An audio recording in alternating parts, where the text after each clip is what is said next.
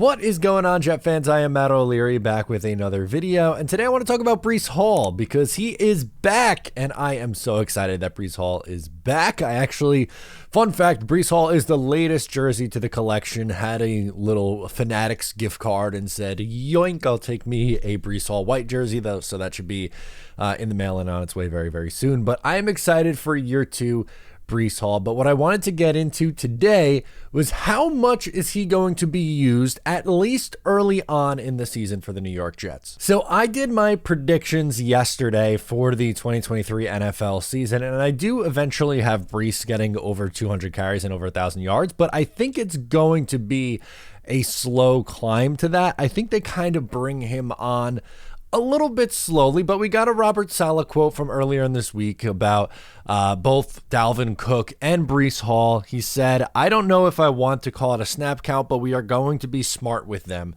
They also have Michael Carter on the roster, and I don't think anyone is going to run away with this thing, right? And get like, I don't know, one back has like 20 carries, one back has 3 carries. I don't think it's going to be anything crazy like that.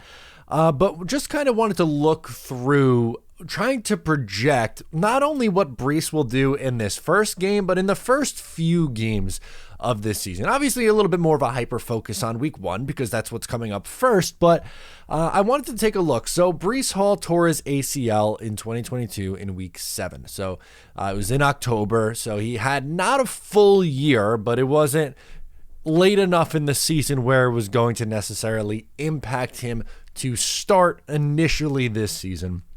And they just recently as in with the last few weeks, added Dalvin Cook, which is something that has been rumored to happen for this team for a very, very, very, very long time.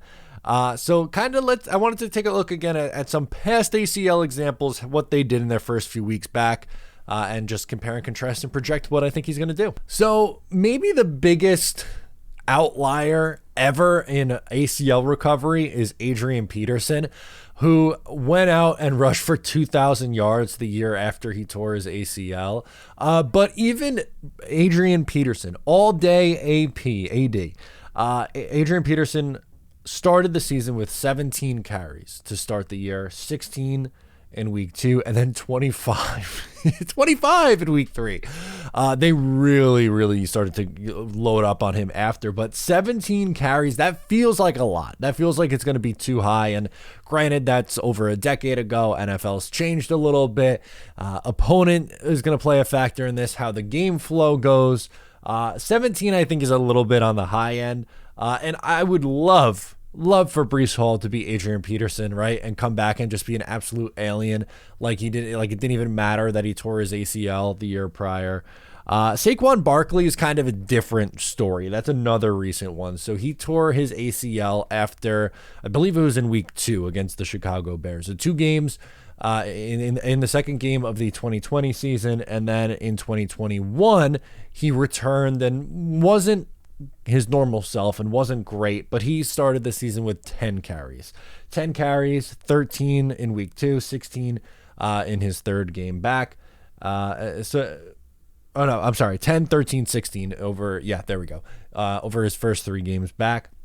That's a little bit on the lower end, but you see a little bit of a progression of a ramp up. You go 10, 13, 16. And even the last guy that I wanted to bring up and talk about is now the teammate in Dalvin Cook. So as a rookie in 2017, we saw Dalvin Cook suffer an ACL injury, and he returned in 2018, and he put up 16 rushes in his first game, 19 rushes in his second game, and then 19 again in the third game. I don't know if it's that high in week 1. I think maybe by week 3, if we were looking at around 15 carries, I could probably see that there being a world where that's the case. But how I wanted to go about projecting this as well, I looked at the Jets and how often they ran the ball against Buffalo last year to start. So in the first meetup, that was the definition of their ground and pound game. They ran the ball 34 times and were really effective at it. The next time these two teams played, they were down in the game, and they ended up losing the game, and they only ran the ball 22 times. So that's a little bit on you're seeing 2 varying ends of the spectrum. 34 is very, very high. 22 is pretty low. And last year also, I was curious because the Green Bay Packers played the Buffalo Bills. The Packers ran the ball 31 times. I don't think it gets up over 30. I know that the Jets are going to want to run the football, right? Like that's going to be the identity of this team. But I think 30 is a little bit high. What I also did, I looked at Nathaniel Hackett's 3-year tenure in Green Bay and the average of how often they were rushing as a team. In the 3 years that Hackett was there as the OC, 26 times a game, 28 times a game, and 26 times a game over that 3-year span. So I don't know. I think you're looking at probably somewhere between 25 to 28 rushing attempts, somewhere in that range for the Jets in this game. I don't think they're going to come out and throw a ton, but I do expect it to be a tight game. I don't think either team runs away with it, so I don't expect like the Jets to go up big and then just hog the ball in the second half and end up running it 35 times. But again, somewhere between 25 and 28 rushes. And I think if you're going to split that up between the three backs, right, between Dalvin Cook, Breece Hall, Michael Carter, I would assume those are the three that are going to get the workload. I would think Cook ends up leading the pack by a small margin, like 12 carries Dalvin Cook, 9 carries Breece Hall, Michael Carter 5 or 6, and Aaron Rodgers a rush or 2.